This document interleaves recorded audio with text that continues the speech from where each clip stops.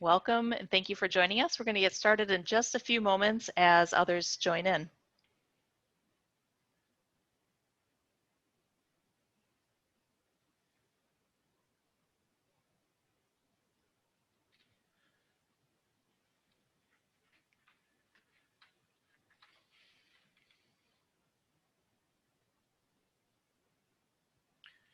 Oh, here we go. This will be great.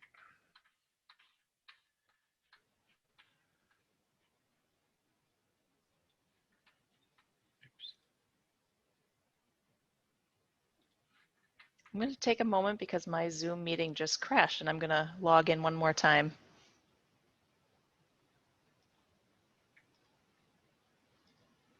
Okay.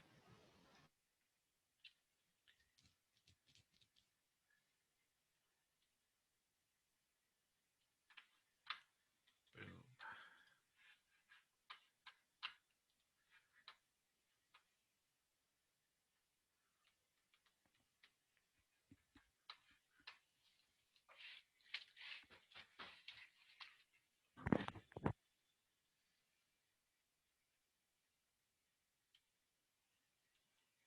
For those of you who just joined us, we're trying to get Becky back. So when she gets back on, we'll try to move. Oh, there she is. All right, I'm back. All right. Greg, can you make sure and promote me to a co-host again? Looks like you are ready. Okay, perfect. All right, why don't we go ahead and get started. Thank you, Jim, for joining us once again. For those not able to join this morning, Jim was our keynote speaker on the topic of cultivating neighborhoods towards positive municipal math. And then he also joined us for a breakout session on step buildings. Both of these presentations focus on a small-scale incremental approach to development. So Jim is the executive director and co-founder of the Incremental Development Alliance.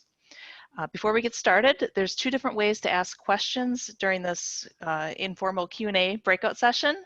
You can use either the chat or the Q&A function that is available in Zoom or in the Whova app. We're also going to encourage you to raise your hand if you want to ask a question, and we can unmute you after we see your hand.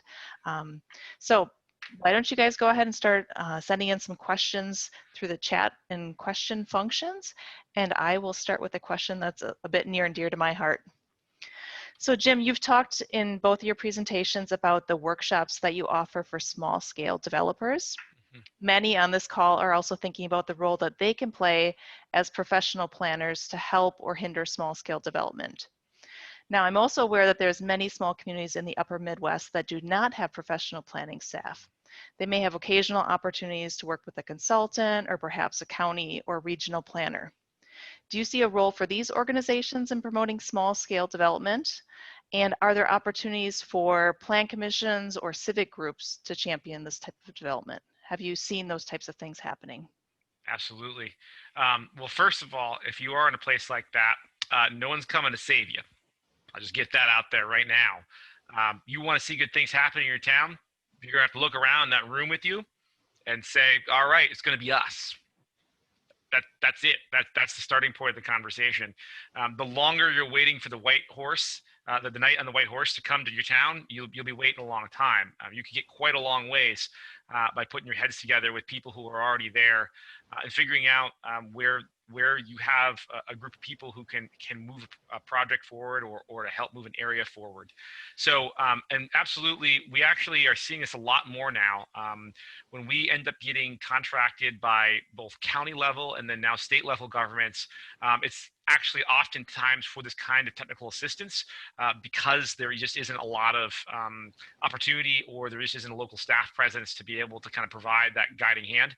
And then also in many cases, in some states, planning commissioners and the groups need to get continuing education and to kind of continue to grow their ability to oversee this part of their community.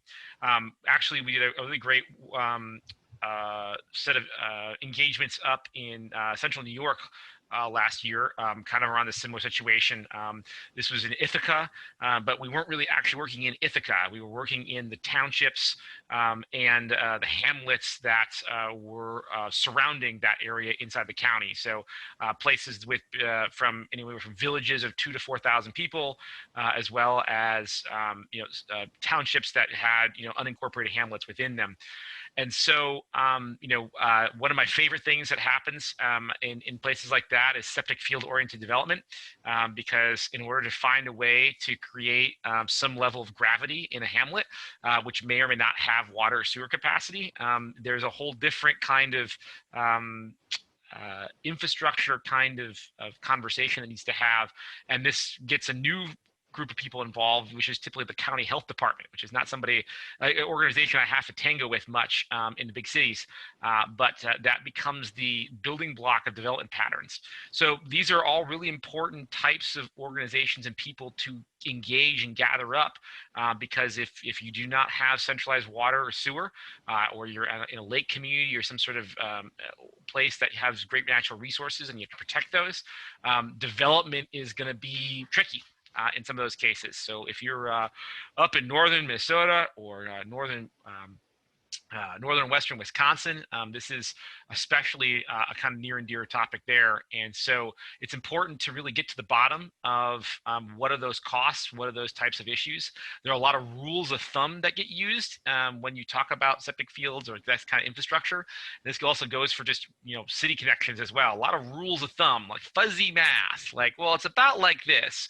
Until you ask a lot more questions about, well, if we could do this, would the answer be different? And then they have to actually think, or the engineers have to actually engineer, as opposed to just give you the prepackaged thing off the shelf that's easy for them to do, but doesn't really attain the goals that you have for your buildings or your community.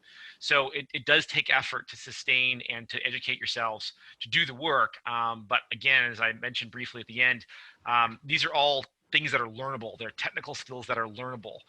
And when you get to the point where the technical issue is a stopping point, right, where the performa stops you or something else stops you from moving forward, it's relationships that actually overcome those things. And so if you already have those people in the room you're working together with to have that conversation, you'll find a way collectively to overcome those issues. So there's no better time to engage.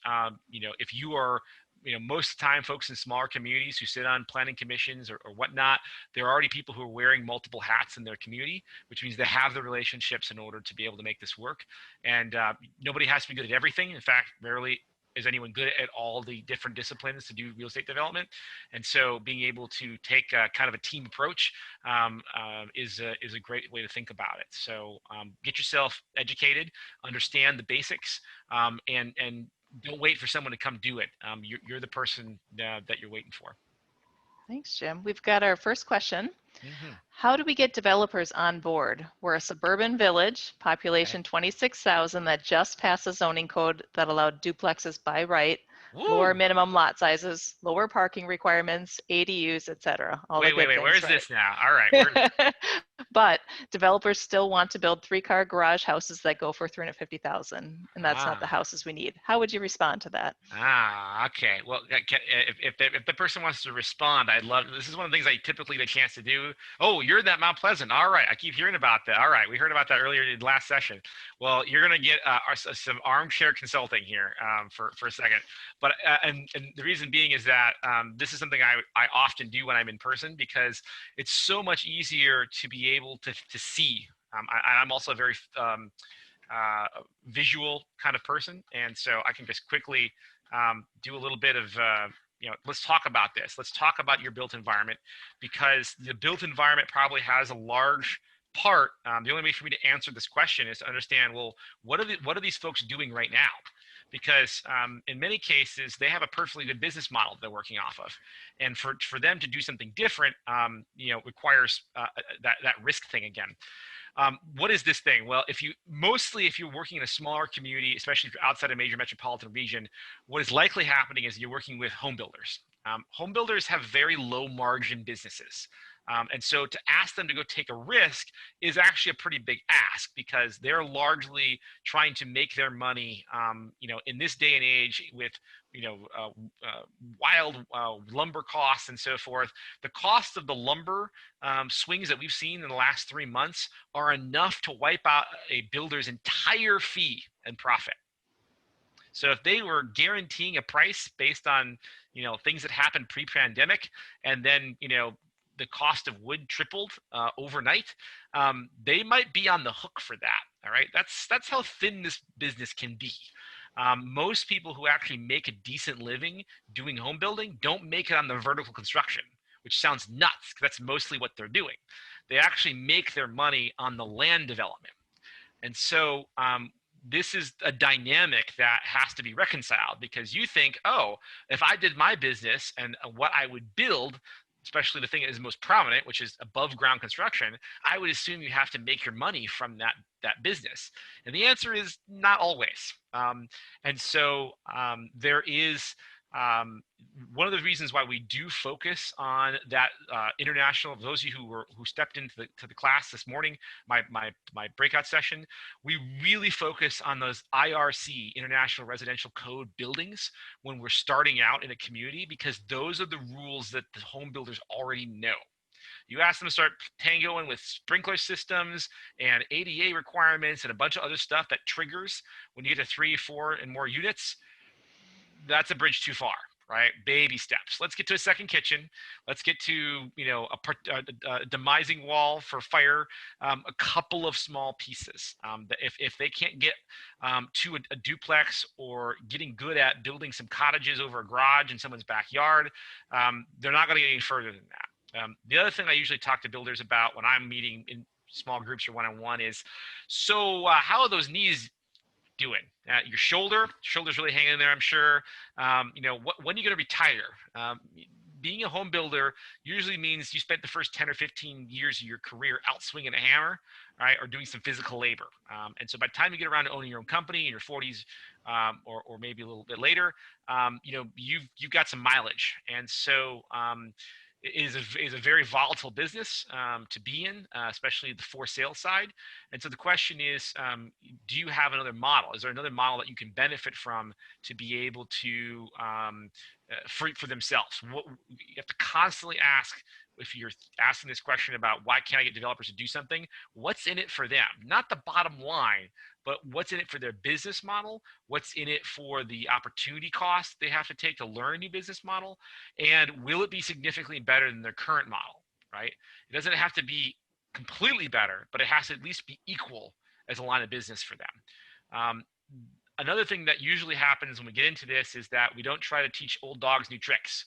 So it's incumbent upon people who think that this is important in their community to be able to take charge of a development project themselves, and potentially work with people who do have the construction know-how, right, but do not want to take the risk of the project itself. They'll be hired, right, to do the actual swinging of the hammers.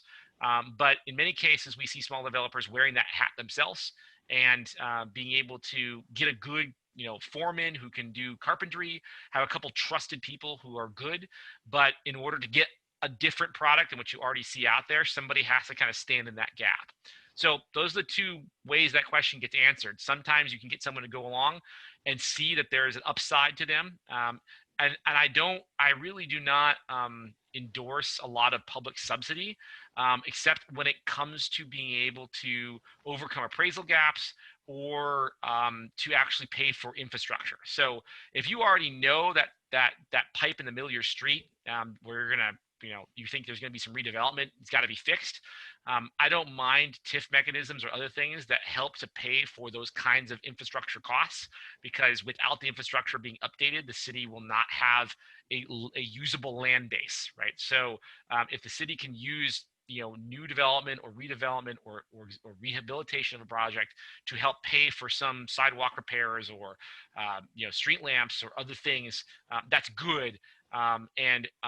You really have to have a coordinated strategy to be able to do more than that. If you're going to try to do new construction in a place that hasn't seen it, in a neighborhood that hasn't seen it in 40 or 50 years, you better be willing to be sitting there for 3 to 5 to 7 years. I mean, you might have to even hold a single family house long enough so that it can be rented or rent to own, so that value comes up, right? If you can build one every year or two every year, then you can use an early project to be a comparable for a project that happens a few years down the line. Once you subsidize a project a whole long way, it's very difficult to get that money back. These are all the kinds of things that are weighing on people's minds when they say, well, why don't you just go do a duplex? Well, it's not, it's easy, but it's not always simple. So that's kind of the things that are going on in the side. The people you're talking to know just enough about what you're asking them to do that they can find 45 different reasons why maybe they don't want to find out the wrong answer to one of the unknowns. And so in many cases, we often find that people with no technical know-how, but a will and a passion for seeing something happen are just as good and sometimes eventually better than trying to drag that old dog to a new trick. So once again, come to the table because you might be the person that your neighborhood needs. Thanks, Jim. We have 2 more questions in the chat box, and I'll remind everyone, or in the Q&A box actually, I'll remind everyone to add additional questions there, and you can also raise your hand if you want to ask questions. So the next question I'll take from Rose Phillips. Speaking of risk, do you know of any former clients whose developments didn't work out? They didn't have tenants or buyers. How does a small community deal with those losses? Well, so part of being able to meet your community where it's at is to be able to understand what that next increment is. And so one of the few ways that you can get into trouble, like the question describes, is if you jump a scale or you build too much all at once. That's why, especially if you're working in a place that maybe has a tenuous real estate market, you need to not jump a step. You need to not put too much free money into equation, because you can make a project do something that's unnatural. We're always trying to figure out what is the most efficient, lean thing we could do without any subsidies or anything special going on, and only use that kind of resource at the very end when we just simply can't not make anything else work. And we know that we're going to have an investment that's going to be patient, and we're going to eventually be able to turn that thing around. But it's not going to necessarily be the most cash flowing project or something right off the bat. And that's the upfront investment needed to get the flywheel turning in the right direction. I have not seen a lot of projects not rent up, or maybe if you overbuilt too far and you have a sales problem, because if you overbuild new construction for sale too far, then you may have a trouble getting financing. So you have to make sure that whatever you're going to build isn't so expensive that there isn't enough market to be able to it's not even just about affording the house. If you're building houses or duplexes or something like that, you have to be able to actually get the mortgage to go forward. So if you have an appraisal issue, you actually need to bring a lot of cash to the table in order for a mortgage to even be viable. Those are like tricky things that happen that have nothing to do with building construction or development. They're strictly a financing issue, and you have to begin with that end in mind and work backwards. And so sometimes you do need partners to be able to make those transactions, which are not going to work originally, to by the 5th or 6th time you do one over some time, that they come out ahead. So that's kind of I guess where I would kind of stop that one there. I don't know, hopefully that answers the question, but it's all about calibrating your first step and not trying to swing for the fences and getting over your head. Great. I've seen a couple of questions posted that I know were addressed to a certain extent in the keynote, or that were raised in the keynote but not addressed. So the first is from Timothy McLean. He says that he's a planner and condo homeowner in downtown Minneapolis and Elliott Park. Given the issues we've been experiencing since COVID, such as absence of workers, social unrest, crime, which has also created almost a ghost town relative to what it was. Do you have any thoughts or ideas in general regarding placemaking principles and small-scale development to help make the downtown become a more inviting place on the human scale? Yeah. For those of you not familiar with Elliott Park, that's a neighborhood that's basically directly connected on the basically the east side of downtown Minneapolis. I actually want to come back to Mount Pleasant in a second, but I'm going to zoom over there for right now. We're on the topic, and just show people what Elliott Park looks like, so that there's some kind of idea about what we're addressing here. And so Elliott Park has a really great history because it was one of those first neighborhoods, right? As Minneapolis grew up, that was one of the first places that it was sort of matured into. Some really great old 1880s, 1890s housing stock and building stock over there. Was unfortunately sort of bisected in many ways when the freeways went in the 60s, and that sort of creates kind of a very discontinuous sort of environment where you might some blocks are really great and great old buildings, and other blocks sort of got blown out by parking lots. And so walking around or being in the neighborhood can be hit or miss. And so there's a lot of potential in that area, but a lot of the streets, a lot of major avenues from South Minneapolis especially cross over the freeway and cross into the area.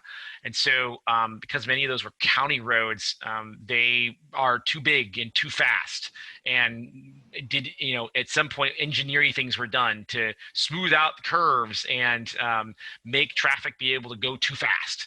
And so, some of those things are legacy issues that are harder to crack. And so it's harder to, it's a little bit more difficult of a circumstance to try to figure out, okay, how do we make this a human scaled place when we have these big streets? And pretty much every street you see here is a major avenue. And because of the grid shift in Minneapolis, each of these streets that might be a pretty serious county road, they all kind of crash together. And you can see the grid was, kind of going north south here, and then it turns and it kind of faces the river as it heads towards the stadium. And so while it has a very good neighborhood feel, you can kind of see over here in the corner, this is sort of a great set of houses and small multiplexes that are over here. Some larger, some of the best sort of 8, 10, 12 unit buildings in the city. There's some that even are larger than that. They're 4 stories. Some great middle scale and a little bit bigger housing there. But you can also see right across the street, there is a dead parking lot, a large scale sort of housing tower. Can't remember if that's one of the public housing ones or not. I can't remember over there. And so you have this very, hit or miss environment. And so one of the things that we talk about in terms of commercial incubation or even smaller residential structures is being able to find ways to take very small bites and trying to find certain streets where you can kind of knit things back together. And I think also another trick that we can use is that because the north-south streets are so intense and there's a lot of traffic, and right now the freeway is still kind of closed, and so there's a lot of pressure, sometimes using the cross streets, so the 16th, 15th, 14th, while there's still some activity going on there, you can see that those streets are kind of dead end, right? They're pretty much cut off by the freeway in almost every direction. So I would actually focus on trying to make the human scale places, or any place you might try a little tactical urbanism and kind of stuff, to try it on the side streets, because you're going to be fighting uphill against county engineers who are really worried, or at least they were until COVID, about traffic. Well, now there's not that kind of traffic really coming in and out, and so those really big streets are dangerous and empty feeling. This is kind of a challenge, because we know at some point in time they're going to want to move cars quickly again. And so it's trying to balance that. The city, just so everybody else who's not from Minneapolis knows, the city has finally decided that it cares more about people than it does about 2-ton pieces of metal that are on wheels. And therefore there's an actual policy-driven prioritization of people outside of vehicles. And so the problem is that when you have these interjurisdictional issues where you have county roads crashing into city roads, a lot of times the county road kind of infrastructure wins just by sort of brute force. You can have a good intersection, but if 2 sides of the intersection are messed up, then it's not going to work out well. But really the key to Elliott Park being able to be, while it is a little bit more intensive of a neighborhood, right? The building stock is not just single family houses, is a whole big mixture of things. It really needs to kind of look and see, there's probably there may still be some speculation kind of stuff happening in the edge of downtown here towards the north end of the site. And so really it's trying to figure out, is there one street, is there one place you can start where you already have a decent amount of buildings that are at the right scale? And can you kind of create some energy, work with property owners? There's got to be some buy-in by somebody who wants to really, make something different happen, or to help tame some of the streets and or try out a different kind of site plan thought process. So that's the end of my ramblings there. Hopefully that helped, Tim. Great. The next question from Tommy O'Donnell says, what role can historic preservation and adaptive reuse play in developing desirable uses? Well, it's a really broad question if there's any sort of more context that you'd like me to address there, that I can. I mean, in general, any existing building in this day and age of anywhere between $125 to $225 a cost per square foot for various sizes of buildings, it makes that existing building look pretty affordable, even if you have to do things like asbestos or other environmental cleanups. 50-50 shot in most places that those kind of more serious environmental cleanups in existing buildings, there's a chance for some grant money, some environmental cleanup money that can help soften that blow. But we also just don't build the quality of buildings we used to. And so there is a certain irreplaceability of some of these structures from a quality perspective. And that can't be really understated. And I think that there has been, because of too much free-flowing state and federal funds over the last 20 years, and even before that, but especially continuing over the last 20 years, there's been a lot of, how should I describe this? Ignorant demolition. I end up spending a lot of my time when I'm doing technical assistance across the Midwest, coming in after a lot of blight removal and demolition. And yes, there were issues with lead, or like I said, environmental issues or so forth. And yes, there's always things about crime and other situations that are going on. And selectively, those are always decisions that can be made that could be ultimately good for the neighborhood. When those decisions are made over and over and over, especially by people who don't actually live in the place, or when the place loses enough critical mass where the decision making kind of gets removed from that place, it becomes a knee-jerk reaction. And so historic preservation, for projects that are below about 10-15,000 square feet, it's difficult to use the tools that are often cited for historic preservation, because low tax credits and things like that, depending what state you're in, they're different in different places. They don't scale down that well unless you happen to have the superpower of being able to already know how to fill all that paperwork out, and be able to get those credits and do that thing. It's all possible, but smaller scale projects just don't really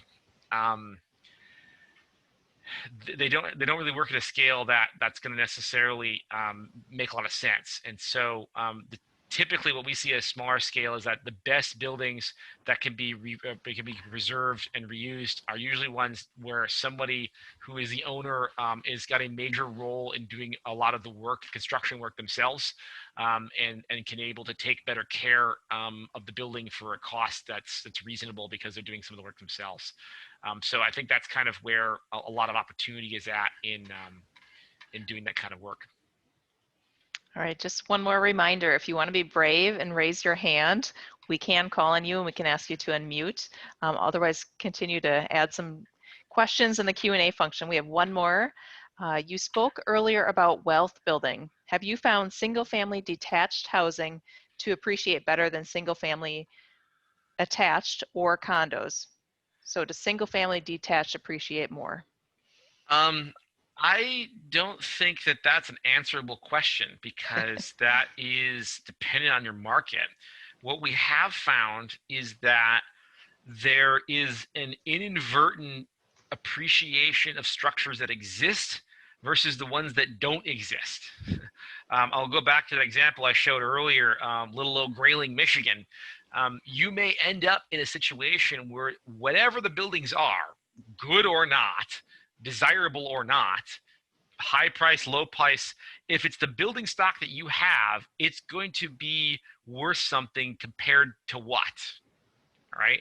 If you had a even healthy market that actually was responding to the needs of your place, you should have appreciation that is appropriate and not necessarily equal, but proportional to the value and the configuration of those buildings.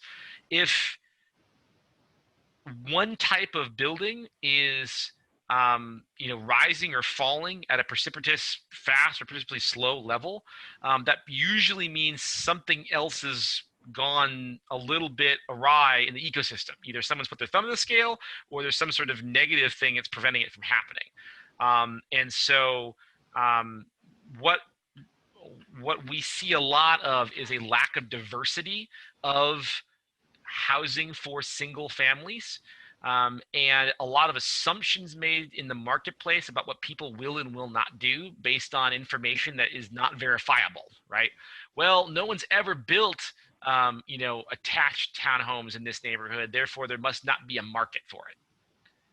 So there's a lot of false assumptions and a lot of rear view mirror market study activity going on by people who don't actually do market studies, but also to being able to look at there's also a lot of overlooked family dynamics in places, especially where we find intergenerational families and blended families. We're doing quite a bit of work right now on the west side of South Bend, Indiana. And there is a pretty pronounced anecdotal need, and I'm sure the data will probably support it, but we haven't got to that part yet, of a need for housing for blended families, families who basically have multiple sort of family sizes depending on the day of the week. Working with a gentleman's family right now with a CDC who's building a house to basically put back a lot of missing teeth on a block. And, he has 3 boys from another marriage, and they live up in Milwaukee and take the train down. And, during the week, he's got 3 to 4 people in his family, and on the weekend, he's got 7. Right? That's a very interesting sort of challenge to make work, because his income is not one that supports a 4 or 5 bedroom building. Right? So how can you be creative about the flexibility of the different spaces within a conventional single family house to be able to meet the need, even though building a $350,000 house that's 3 or 4 or 5 bedrooms is not possible, because they can't afford that. So I think those are some different things to think about, but I think most often the market for 1 and 2 family buildings is largely misread, and it is read through the experience of people who've done or not done that. And it's really important to be able to look at data you can get, as well as and there's a thing called a target market analysis, which digs deep into the kinds of people and the kinds of households you have, and what their income levels and what their preferences are based on their household size and so forth. And it can really shed a lot of light on those finer grain questions about what is appropriate for my place right now versus where we've been versus where we should be going. And so for the planners in the room, it's really important to understand that that single family housing is not a one size fit all product. Even when you change formats or other different things, the difference between a 3-bedroom, 2-bath unit and a 2-bedroom, 1-bath unit is a wholly different conversation about who might be doing that and what they can afford. And it's really important that zoning codes do not try to micromanage unit size, micromanage the way that units can fit together on a site. Right now, we have an issue with the current Minneapolis proposed code that everyone's heard about, our triplex rules. Right now, theoretically, we should be able to put 3 units, but right now 3 units are only allowed in 1 building. which is not a great incentive to be able to continue to maintain the characters of our neighborhood when I could just as easily leave my own single family house, which I have. In fact, since time has gone by here, I would love to put a duplex in my backyard, because tearing down a house that might be worth, in my neighborhood, this part of Minneapolis I live in, housing is easily $300,000 or more $100,000. And so the idea that you're going to tear down a $300,000 structure to put in something that's slightly more is a little Looney Tunes. So those of you who might be in hotter markets and you want to encourage, the ability to add another single family residence to an existing lot, while still maintaining the character of two separate cottages functionally, or a main house and a cottage, it's really important that we don't micromanage how those units fit on a lot, because turns out the FHA doesn't care. They'll give it to you no matter which way you put it. So why exactly do we care about the zoning in terms of, if we're going to allow a certain number of units per lot, we should allow them as they make sense and as the market depicts, and not try to micromanage their size, either too large or too small. In most cases, what I still see in legacy zoning codes that are a little too old and haven't been changed in a long time is that they have minimum unit sizes, sometimes as much as 700 to 800 square feet for a one-bedroom apartment. New construction, cost per square foot cannot, in most places, make that number work. And so you're just not going to get housing of any type if you mandate a size of building that is just randomly too large for the market to support. So some other pitfalls that I see often that are related to this sort of configuration and how many go on a lot kind of thing that can help, because we certainly like and see a lot of value with detached buildings on one lot. All right, this is a somewhat related question from Miles Campbell. For a city that is adding ADUs or accessory dwelling units to its zoning code, what are the biggest factors in making sure the code supports creative and high quality design? Well, first of all, I just riffed right off what I was just saying. Don't try to micromanage the sizing and configuration and, do you have to have an owner occupant and all of these things. If you want an actual ordinance to be successful, we're just about to finally get rid of our owner occupant rule here in Minneapolis. It was sort of, an ill-conceived compromise from the beginning. Those who were really for the ordinance didn't really want that, and it was those who really weren't in favor of that in the previous council who kind of stuck that in there, and they said, fine, well, we'll get rid of it eventually. And we passed a new comp plan and kind of swept it out the door. So it's working through commission. It was being read before COVID hit, and we're still working on getting all the paperwork done, I think. I haven't seen it gone through yet. So from a design perspective, I think that I'm going to hit a couple things that are important, I think, in all small lot code. One of which is that frontage types matter. And where cars go matter. And I think it's important to be able to visualize, if you have the opportunity, if you have the chance to make a few drawings, if you can hire someone who can draw a SketchUp model, or you can find steal for some other good codes online. Like I said, the South Bend City zoning code I mentioned earlier got some really great graphics in it. Find something that you can that's approximate what you're looking for, and be able to sort of show people, because in many cases people can't conceive of something they haven't seen. So unless you have historic carriage houses or other buildings of that type in your city already, people have a hard time thinking through what is that going to look like. And so it's important to still think of, even though you don't need a front porch on a building that may sit behind, another building, it's important to have the same kinds of functionalities and features. We have a we have a premium in value about cuteness, and so ADUs are most often more liked as policy when they are cute. When people say that is an adorable building I would love to have in my yard, or that is a handsome building I love to see in my neighbor's backyard. If you make buildings that are, well, for lack of a better term, a little too modern, a little too edgy, that can create a negative emotional reaction that has nothing to do with housing extra people. And it's everything to do with kind of a negative reaction. So be careful about what you kind of put out there for graphics for those kind of things, because they can create issues that have really nothing to do with the ADUs themselves. Jim, earlier during the STEP presentation, you talked about ordinance testing, and I see some relationship between what you were just talking about in terms of doing a sketch of what buildings might look like. In the particular example earlier, you were talking about testing out parking requirements. You could also apply this and say, can we test to see if old historic buildings that we know and love could still be built today?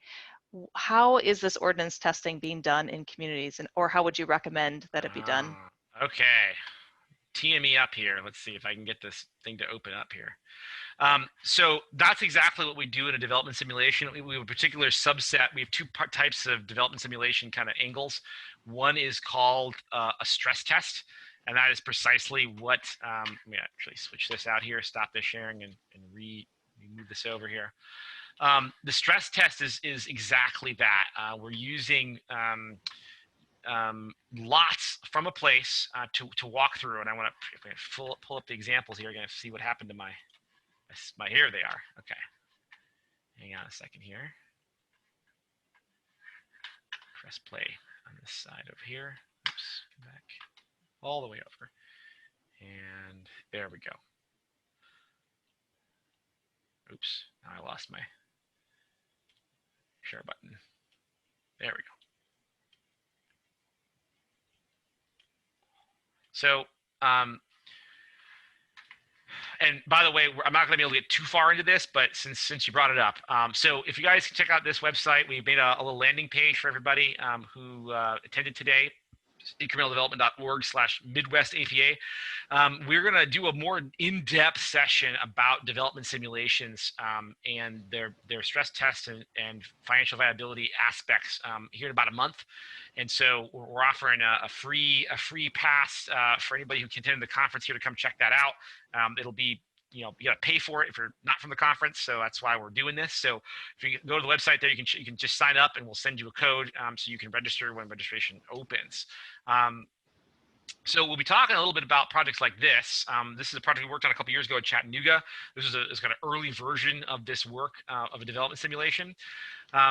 Here we are. This is the south end of downtown Chattanooga as the river bends around, and we're in a neighborhood about 2 miles from downtown, past the cemetery, and into an area called Ridgedale and Highland Park. There's two adjacent neighborhoods. They're kind of connected at this street here. This was a really great building that people were talking about a lot when we said, hey, what is a building you love in your neighborhood that you'd like to see more of? And 1400 Duncan was a place that we were sent to repeatedly. Gosh, check this out. I wish we could have more buildings like this. And you look at it, you're like, yeah, it's a pretty swell building. I can see why people would want more buildings like this. And as you can imagine, per the comment, that building wasn't very easy to put back, to build it in. And there was some reasons why. And so part of what we were doing there, we were actually brought in by Community Foundation, who was supporting the larger local neighborhood CDC there, who was trying to raise the bar.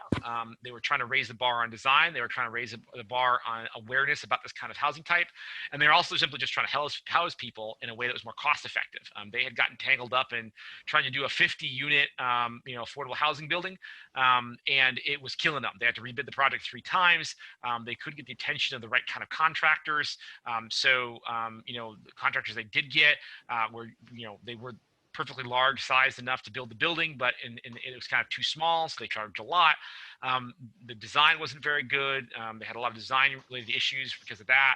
And so the foundation was helping the CDC purchase some lots from a defunct institution that had basically liquidated all of their properties and parking lots and tennis courts and so forth.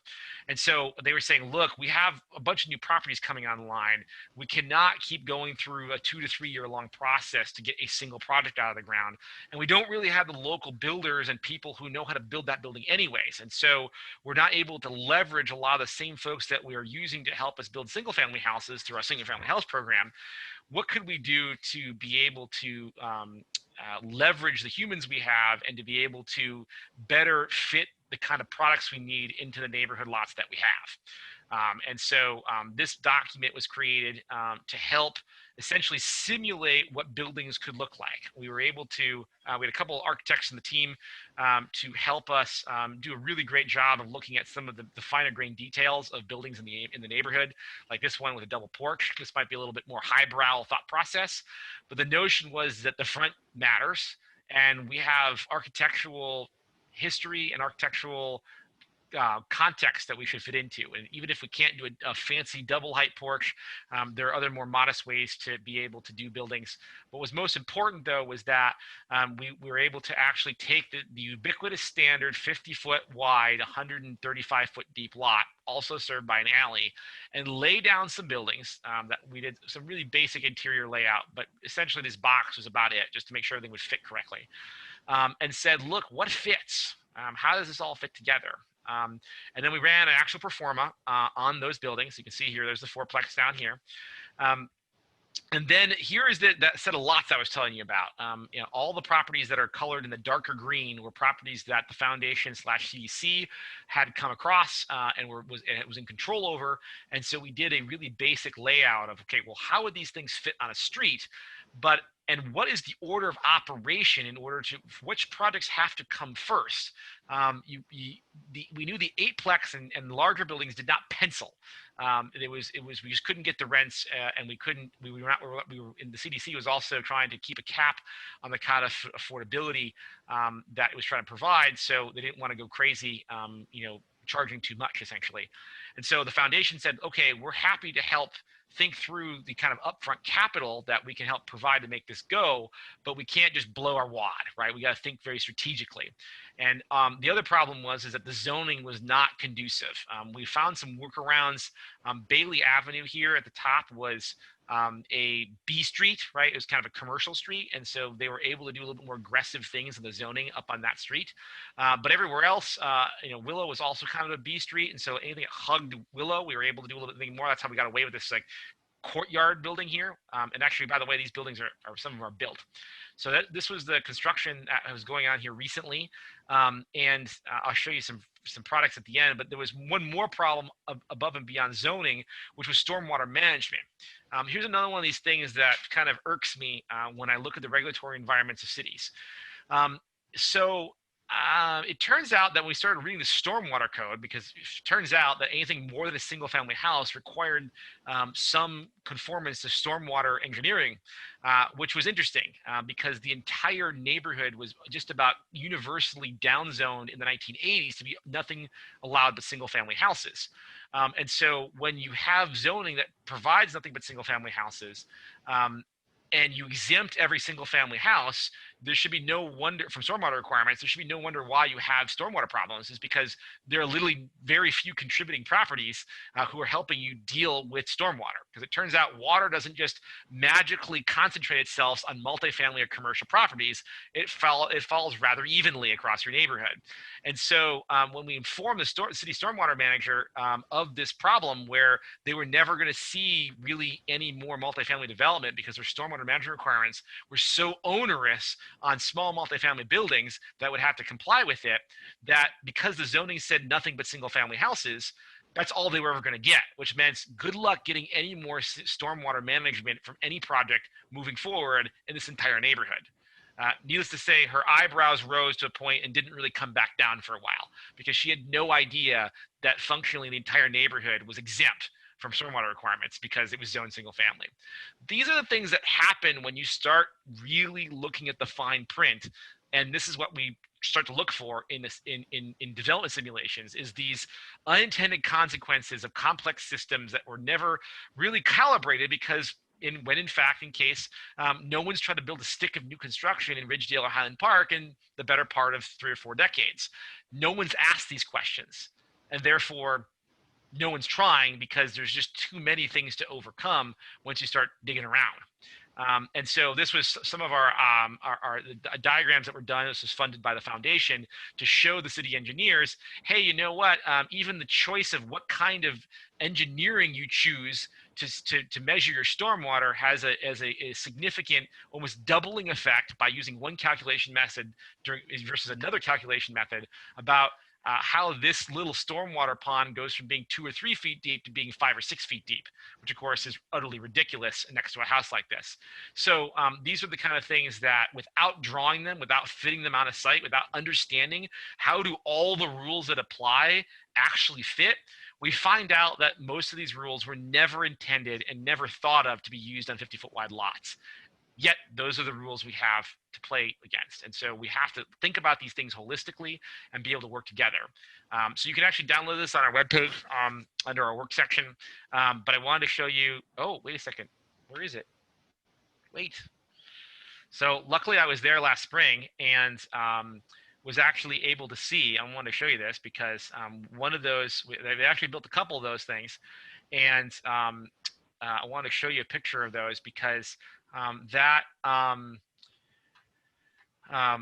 we were very proud when, after 2.5 years, they actually were able to, no, that's not it. Where'd it go? I got it here somewhere. I'll bring it up. But we'll take the next question. That was a long answer, but I had something queued up here and I thought somebody would eventually ask me along those lines what's going on. So that's one version of a development simulation and the things that can be done to open up that black box and have everybody, it's like open heart surgery at the medical school, right? We're all going to see what's going on. We all can contribute. We can all see the patient and its issues, and we can all discuss what we can do about it collectively. Great. We have one more question from Charlie Cowell. Because many of the neighborhoods we want to emulate were built under old, perhaps simpler zoning codes, does the building code take care of most things we care about?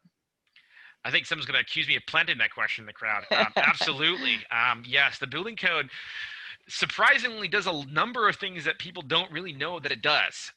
It is increasingly hard to put a building closer than 5 feet from a property line. And that's because due to considerations about the fire code and so forth, you have to have very, very specific construction wall sections and construction techniques for buildings that are closer than 5 feet. There are things that are kind of baked in. Most of the time, you're trying to be about 10 feet away from other buildings on a property. So if, say, you put 2 cottages on one lot, usually those have to be at least 10 feet apart. And again, there is percentages. The building code stipulates that you can only have so many doors and windows in those facades if they're any closer, and you can have more as they come further away. The building code does some things, and for urban lots that are less than 50 feet wide, the amount of things that you need to really do to your buildings, unless they are commercial buildings with 0 setback and 0 side setback because they're historically touching, you're not going to see most residential structures get closer to 5 feet because it is sort of cost prohibitive to get any closer than that. So really the question becomes, how much do you really need to regulate a game of inches? My house in Minneapolis here is following the historic pattern of the neighborhood, which all the houses are offset to one side. So it's 3 foot on one side and 7 foot to the other, very, very regularly throughout the neighborhood. And yet my zoning code still says that we need to have 5 foot setbacks on both sides of the building. And I get that moving forward, but the sort of stipulations and the conditional use permits and the variances and the things that we'd had up until very, very recently that made it a huge hassle to, say, extend the back of your house, were things that were kind of unnecessary. And so the building code is going to redirect you. But also the problem is that many folks may not know the ins and outs of the building codes, and so you don't want those surprises.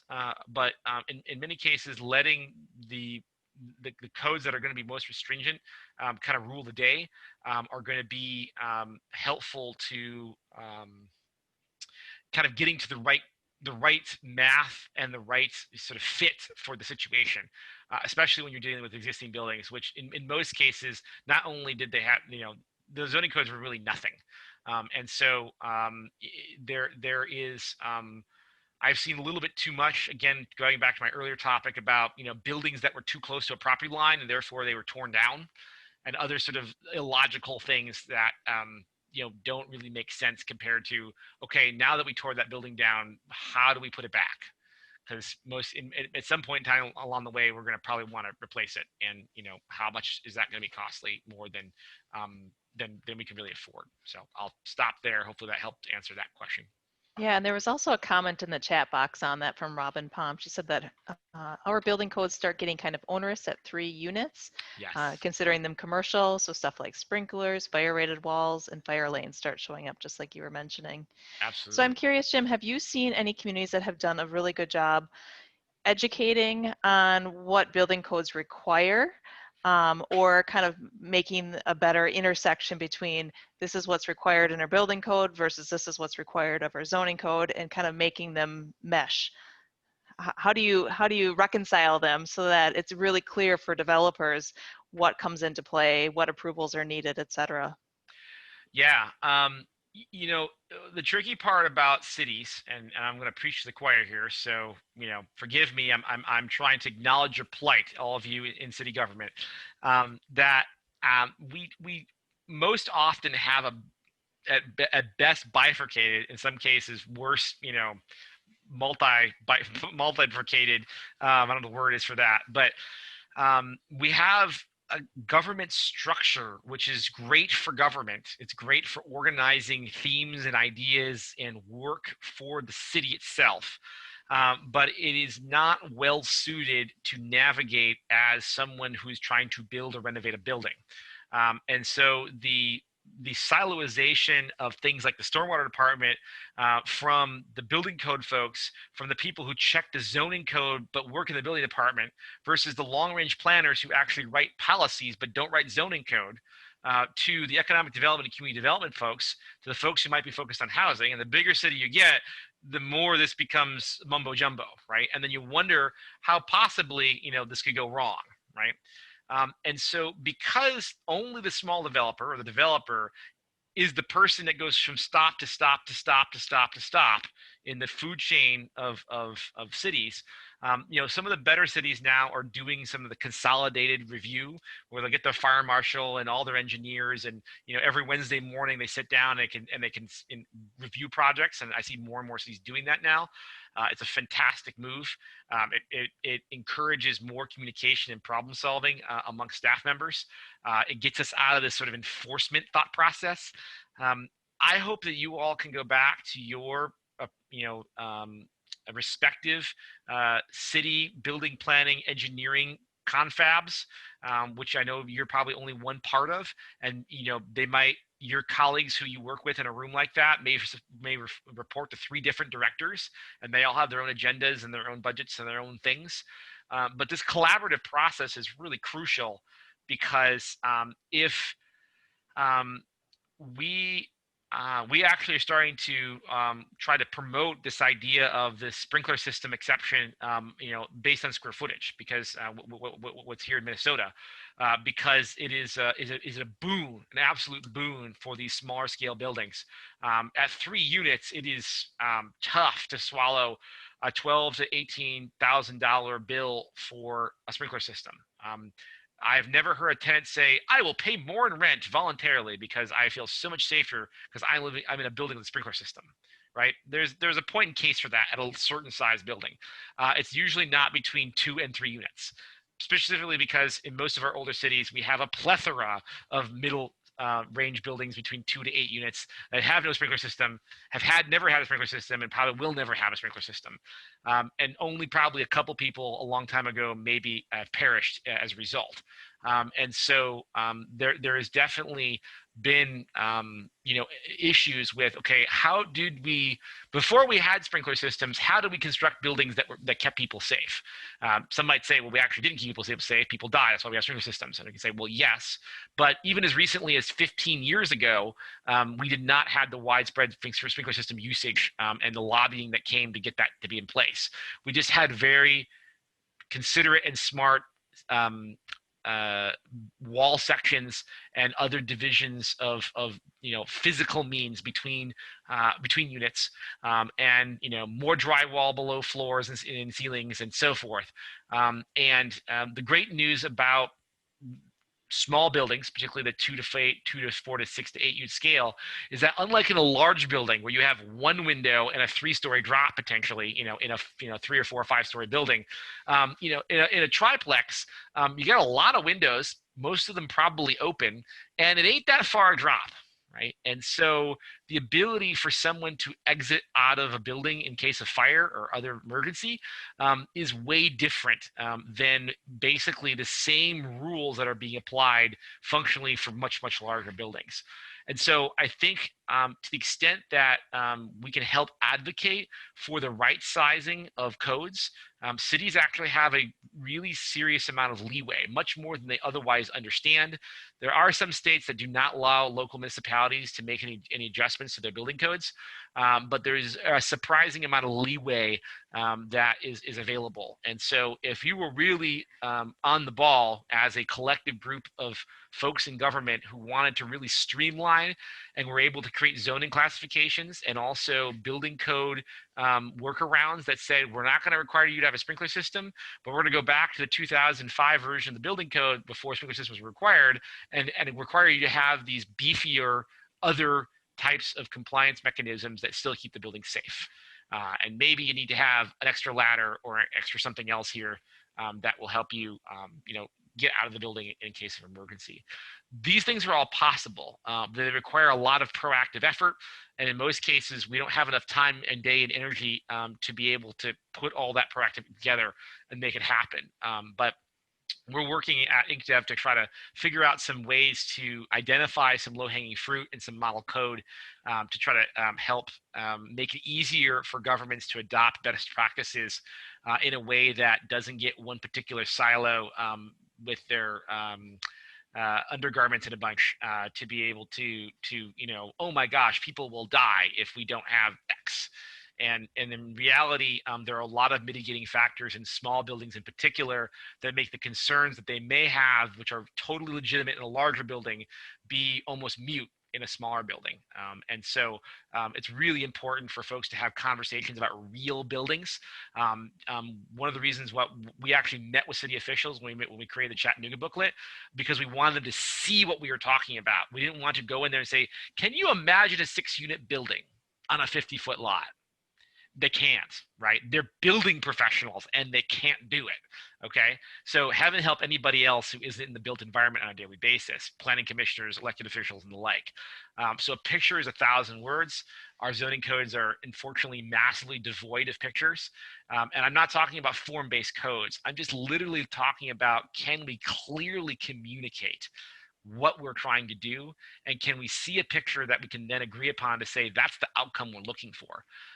If your code primarily consists of tables, there is a high probability of a compound misunderstanding for what you're trying to achieve with those numbers in a table.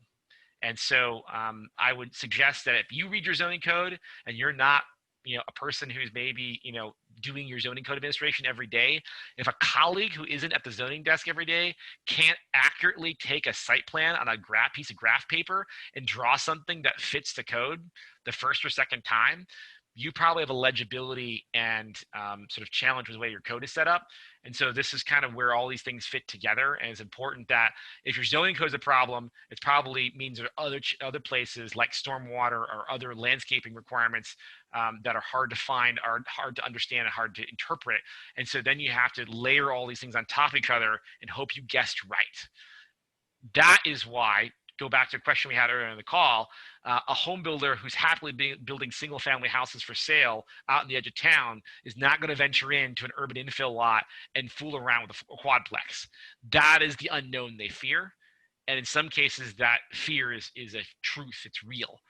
It's your jobs, if you're trying to be stewards of the public dollar and to build your tax base as a city, to remove and streamline, because the development you will most often get in your city is a development of the path of least resistance. If you want duplexes in your town, make duplexes across the board the path of least resistance.